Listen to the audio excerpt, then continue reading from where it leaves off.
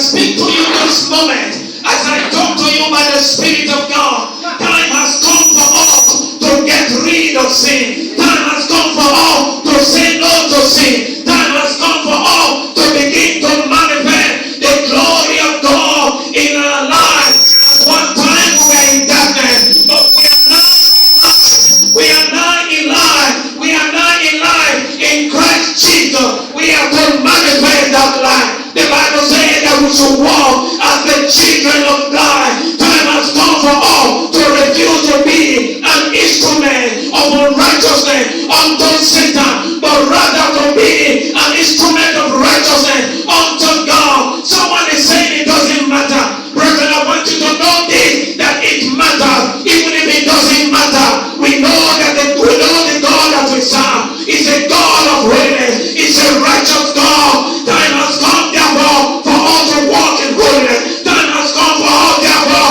for all to walk in righteousness, to display the righteousness of God, to display the attitude of God, to demonstrate it in everywhere we go, in everywhere we find ourselves, in that leadership position, in our home, in our offices, in our place of business. Time has come that men will look at us, they will see the righteousness of God. Men will look at us, they will see the holiness of God. Men will look at us, they will see us walking in life rather than being an instrument of unrighteousness unto Satan. I refuse to walk in sin. I refuse to manifest